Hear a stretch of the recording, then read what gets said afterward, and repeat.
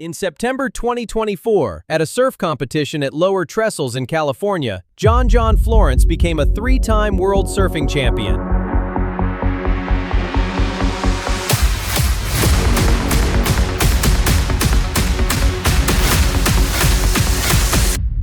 John John, been waiting a while for this wave and rewards us with some great surfing, John John Florence. Every surfing magazine on Earth ran his photo. Every surf account posted his name. The narrative wrote itself. Three-time world champion, Hawaiian legend, heir to everything Andy Irons built. It was a clean and satisfying story, and the world was happy to believe it. John John!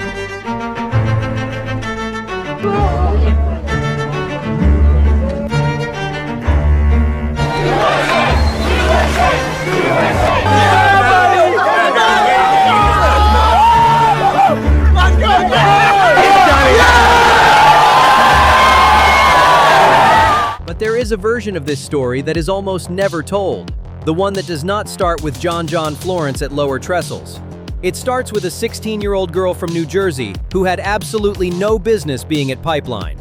No family there, no money, no connections, no plan, and no intention of going home. That girl is the reason any of this exists. Her name is Alexandra Florence. The North Shore has called her something else for 30 years. They call her Mom John. So how does a woman who arrived in Hawaii with $200 and a dream raise three of the most celebrated surfers who ever lived? Ocean Grove, New Jersey, 1986. Alexandra Florence was 16 years old and she was already done with everything Ocean Grove had to offer. It was a Christian seaside community with church picnics and quiet streets and a very specific idea of what a young woman's life was supposed to look like.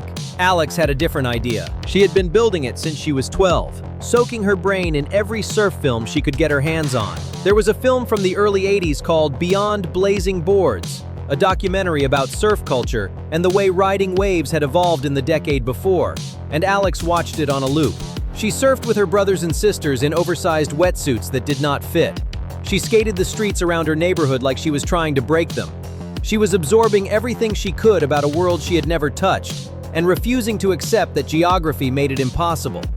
One afternoon, she was sitting in a friend's room watching surf VHS footage on a portable television set.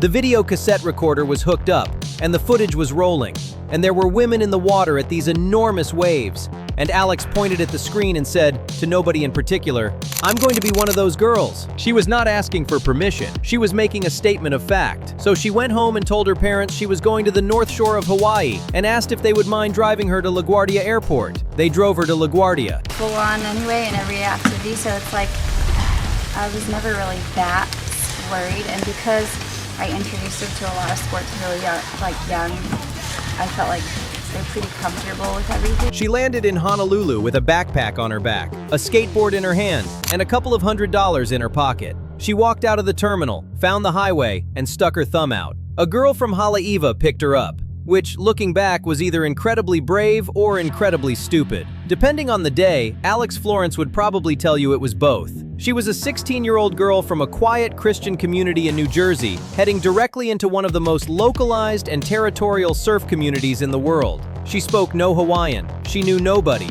She had never surfed anything close to what the North Shore was about to offer her. Everything was in place. She just did not know yet what everything was building toward. The North Shore of Oahu in 1986 was still, as Alex would later describe it, a bit of the Wild West. The international surf community was there every winter for the Triple Crown, but the culture was deeply Hawaiian, deeply territorial, and not always welcoming to people from the mainland who wandered in with big dreams and small budgets.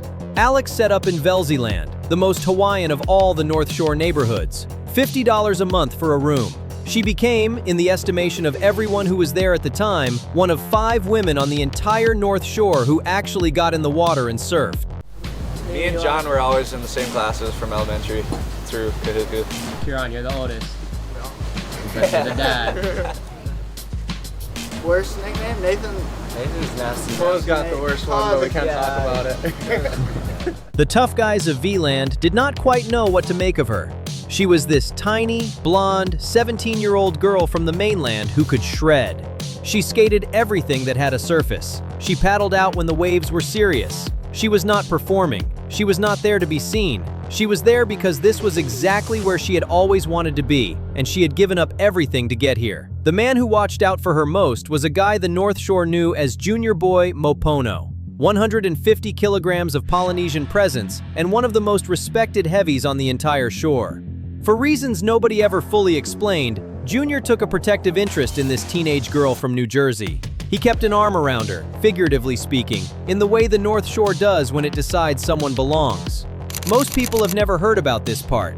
She was not rich, she was not famous, she did not have a sponsor or a magazine feature, or any of the things that would eventually define the family she was about to build. But she was building something. She just could not see it yet. You get, I guess, after you're with your friends, you just survived 15-foot chopes paddle swell, and you're having a beer at the end of the day, and you're just on this life high from the adrenaline and everything. And it's like, for that's what we kind of live for. There's nothing really. I felt no better feeling than that, and having and if you so happen to get the wave of the day, it quadruples that, and you're high for weeks, and you're just like, that's just what we go for, I guess. The North Shore had a way of deciding who belonged and who did not. It tested people in ways that were sometimes brutal and sometimes beautiful. Alex Florence passed every test it put in front of her. She spent a year on Kauai, set up at Hanalei Bay on the north shore of the island, the same beach where the Irons family later raised their boys. Then she left for Bali. Australian surfers taught her to ride a motorbike through the chaos of Poppy's Lane in Kuta. She hopped a boat across to Lombok and spent time there. Then she did the 24-hour ferry run to G-Land, the legendary wave in the Indonesian jungle, and surfed there until she contracted malaria so severe that her parents had to fly her out of Indonesia and back to New Jersey to recover. She got better. She went back to Hawaii. She ended up working as a waitress on a cruise ship to make money, shipping out with a friend who had just won a beauty pageant in San Antonio. The ship took them through the Caribbean. Then the two of them split off and traveled Europe as backpackers. They were in different countries, seeing different things, spending everything they made as fast as they made it. And then came one night in Austria. This is where the story takes a turn nobody who knew Alex in those early North Shore days could have anticipated. A few drinks, laughter, stumbling into a cold night in a European city. One night in 1990 with a man she had been traveling with, strictly as friends, up until that point. That night was the beginning of John John Florence. You gotta give them a little shove in the right direction, just to show them that things are fun, you know? My mom does everything. Just makes our beds, makes us food, cleans the dishes, washes our clothes, takes us to the contests, takes us surfing, makes sure we're eating good, everything for us. She came back to Hawaii. She and the man married. They set up in a rental house at Rocky Point, one property back from the sand at Banzai Pipeline, the most dangerous stretch of wave-facing real estate in the entire world. John was born in October 1992. Alex named him John after John F. Kennedy Jr., the little boy in the famous photograph who stood at his father's coffin and saluted in front of millions of Americans. She said later that the name had strength in it, that it had courage. She wanted to give her son something solid to carry. Nathan came not long after, then Ivan. 3 boys, 1 rental house at the foot of Pipeline, 1 mother who had arrived in Hawaii with $200 6 years earlier, and then the father disappeared into the prison system. The man had an alcoholism problem that none of the boys would speak about publicly for many years. The partnership could not hold, and when it broke completely. One day he was there and one day he was not, and what was left was Alex Florence, 3 boys under the age of 5, a house she was renting on Pipeline, and approximately nothing else. She remembers driving her old Valiant, that ancient car with the paint peeling and the engine protesting every hill. John was 5 years old in the back seat. Nathan was 3. Ivan was a year and a half. She looked at them and said, "What do you guys want to do? We don't have to do anything or be anywhere. We can stay out until 10:30. We can go to thrift stores." Think about what is happening in that car. The marriage is over. The father is gone. There is almost no money. She has 3 children who are too young to understand any of it, and she reframes it as freedom. On the spot, in a crumbling car on the North Shore, she decides that this is not a disaster. It is liberation. And from that decision, everything else follows. Her father had given her a piece of advice after the boys were born and things were already becoming difficult. He told her, "Put your head down and keep marching on like a soldier." She wrote it on the wall of her mind and never took it down. She enrolled at the University of Honolulu and stretched her student loan money across the family's rent and food. This was not a conventional use of a student loan. It was an act of economic creativity driven by desperation. She studied English literature because it was what she loved, and she went to class at night after the boys were asleep because that was the only window available. Alex said later that if you ever saw the size of those student loans, which she only just finished paying off decades later, you would think she had trained as a surgeon. She took in boarders at the Rocky Point house. Winter season on the North Shore meant an influx of professional surfers from around the world, all of them needing somewhere to sleep that was close to the water and affordable. Alex solved both their problem and hers. She rented out floor space for $250 a month. Sometimes there were 10 people crammed into 3 bedrooms. Surfers sleeping on couches, sleeping on floors, 4 to a room on a rotating basis. The kids grew up surrounded by professional surfers sleeping in their house. They grew up hearing conversations about waves and boards and swells from the time they could walk. To be a pro surfer and try to be a pro skater too. And he means business. This is my first place trophy. Here's another first place trophy. And here's another first place trophy.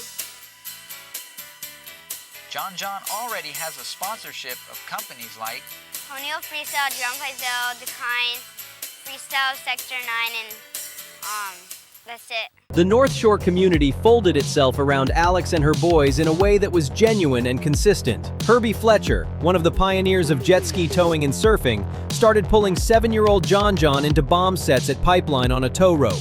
Alex watched from the sand while one of the legends of the sport treated her kid like the next great thing, because he was. The mentors who came through the rental house and the beach and the lineup were names the surfing world would recognize. Jay Adams, Buttons Kaluhio Kalani, Matt Archbold, Marvin Foster. These were not casual influences. These were defining figures in surfing culture who took the time to invest in 3 boys because their mother had created an environment worth investing in. She built the boys a half pipe in the backyard. She took them skating. She took them to dirt bike tracks and let them go. She surfed Pipeline herself on the days when the swell came from the west, riding her longboard on the shoulder when the wave was doing what she loved best about it. The summer after the father left, before any of the boarders system was properly in place, before the student loan strategy was working, Alex made a decision that tells you everything you need to know about who she is. She packed up the house, gathered her 3 small boys, and flew to Bali on a budget of $1,200. Ivan had a broken leg from a trampoline accident. He had broken it before they even got on the plane. Alex simply put him in the car, drove to the airport, and carried him everywhere for 4 months straight. They stayed with a local family in a warung near Bingin. They lived on $10 a day. They stretched that $1,200 across 4 full months in Indonesia. They surfed, they explored, they ate cheap, they lived cheaply, and they were a family. She brought them back to Hawaii when the money ran out and the ocean called them home. The British magazine editors started showing up. British Vogue sent a crew, American Vogue sent a crew, Elle sent a crew. Nobody could quite explain the story they were finding at Rocky Point. The beautiful, fearless surf mom from New Jersey who refused to be broken. The 3 shaggy-haired boys who surfed like they had been born inside the wave, because in many ways, they had. Alex managed every part of the operation. She described her role in an interview once with a directness that landed like a fist. I work for my sons. I'm basically everything from slave, cook, cleaner, errand runner to businesswoman. It's a full-time job. She was their travel manager, their appointment maker, their contract reader, their emotional support, their medical transport, and their biggest believer, all at the same time, all day, every day. John John Florence first got on a surfboard at 6 months old, held up by his mother's hands in the white water at the edge of the beach. He was surfing by himself at 5 years old. He was surfing Pipeline, the heaviest and most consequential wave on the planet, at the same age that most kids are still learning to ride a bike. By the time he was 8, Free Surf magazine was photographing him. By the time he was 12, the surfing world was talking about him in a way it had not talked about a young Hawaiian surfer in a generation. Kelly Slater, 11-time world champion, the most decorated competitive surfer in history, watched John John as a young teenager and said something that became one of the most quoted assessments in modern surf culture. He said, "John John is going to know the waves on the North Shore like no one we have ever seen before." He was right. At 13 years old, standing 4'11" and weighing 85 pounds, John John Florence became the youngest surfer ever to compete in the Vans Triple Crown of surfing. The Triple Crown is the series of 3 contests in Hawaii that every serious North Shore local aspires to compete in. It is not a junior event. It is where the best surfers in the world go to find out who actually belongs at Pipeline in the winter. John John did not just compete. He outscored Shane Dorian, a professional surfer with 20 years on him, in the opening round. Alex was in the stands for that Triple Crown event. She had driven her kid everywhere he needed to go to get there. She had managed the schedule, talked to the coaches, handled the logistics, and now she was watching her 13-year-old son compete against professional athletes who had been surfing for longer than she had been a mother. The injuries accumulated across all three boys, with the casual inevitability of people who choose to live at the sharpest possible edge. John broke almost everything his body contained: a back, a neck, a leg, multiple wrists, arms, ankles. Alex lost count of how many times she threw a bleeding kid into the car and drove hard to the nearest emergency room. Nathan took a fin to the face in the water and needed 55 stitches after paddling into a 25-foot wave at Pipeline that was later nominated for the Billabong XXL Wave of the Year award. Her boys were not just getting better at surfing, they were becoming something the sport had never quite produced before. Three brothers, raised in the same house at the same wave, each of them developing a completely different relationship with the ocean. John John was the competitive genius, the surfer who read a wave in a way that made professional coaches talk in terms they had never used before. The surfer who made Pipeline look like something he had personally designed. Nathan was going somewhere else entirely. In 2014, Nathan paddled into a wave at Teahupu that the surfing world described as physically impossible for a human being to paddle into and survive. The wave was enormous. The takeoff was at an angle that should not have been survivable. Nathan took it, made it, and the footage became one of the most shared clips in surfing history. In 2018, he was awarded Surfline's Wave of the Winter, the highest individual wave recognition in North Shore surfing. In 2019, he traveled to Tasmania and won the Red Bull Cape Fear at Shipstern Bluff, one of the most dangerous and unpredictable slabs in the world. In 2023, Stab magazine named Nathan their Surfer of the Year, the first time in the history of that award that a non-championship tour competitor had won it. The vote was driven by the sheer volume of heavy water Nathan was surfing that year, from Namibia to Indonesia to Ireland to Hawaii. He was everywhere swell was breaking and no one else was paddling out, and he was making all of it look like something he had been born to do. Because he had. In 2024, the Big Wave Challenge gave him the same recognition: Surfer of the Year, consecutive years. Ivan was carving his own lane. The youngest Florence, and in many ways the most naturally stylish surfer of the three, was scoring perfect 10s at Pipeline and charging slabs that most professionals in the world would not paddle into on a quiet day. Alex watched all of it from the sand, from the stands, from every corner of every arena where her boys performed. And now her boys were legends. In October 2016, at a surf competition in Portugal, John John Florence won his first WSL world title. He was the first Hawaiian surfer to win back-to-back titles since the late Andy Irons had done it in 2004. He won it again in 2017, back-to-back. Then in September 2024, at Lower Trestles, California, he won it for the third time. 3 world titles. August 2022. John John Florence spent nearly $3 million on a house at Pipeline. Not for himself. He bought the childhood home on the sand at Rocky Point, the specific stretch of beach where Alex Florence had rented out floor space for $250 a month to keep 3 boys fed. The house that she could never afford to own became her home, paid in full by the boy she first put on a surfboard before he could walk. Think about what that gesture means in the context of the full story. Think about the version of Alex Florence who landed in Honolulu at 16 with a backpack and $200 and stuck her thumb out on a highway and ended up at the most dangerous wave on Earth. Think about all of that, and then watch John John Florence spend nearly $3 million to give her back the exact piece of ground where all of it happened. There is a line Alex Florence said in an interview years ago that has stayed with the surfing community since she said it. She was talking about the boys and what she did for them and why, and she said, "No one is going to love them more than me." That is not a soft statement. That is a declaration. And every world title trophy that sits in the Florence household, every Big Wave award, every Surfer of the Year recognition, every perfect 10 Ivan has ever scored at Pipeline, every heat John John has ever won at the wave he grew up surfing from the moment he could stand, every single one of those things has her fingerprints on it. She did not surf those waves, but she built the people who did. In 1986, a 16-year-old girl from Ocean Grove, New Jersey, stuck her thumb out on a highway in Honolulu and asked a stranger for a ride. She found Pipeline. She fell in love with it. She chose it over everything a conventional life would have offered her. She chose it over comfort, over safety, over money, over a husband who stayed, and what she got in return was the North Shore. 3 sons who became legends, and a house on the sand at the most famous wave on Earth, paid for by the boy she named after a president's little boy because she wanted him to carry something that had strength in it. The North Shore calls her Mom John. It has always called her Mom John. The rest of the world is only just catching up. Alexandra Florence did not sacrifice her life for 3 pro surfers. She built one, on nothing, with no help, with no one coming, and with no regrets. If this story hit the way it was supposed to, there is another one on screen right now that goes just as hard. Hit subscribe. We tell the stories behind the legends. Most of them look exactly like this.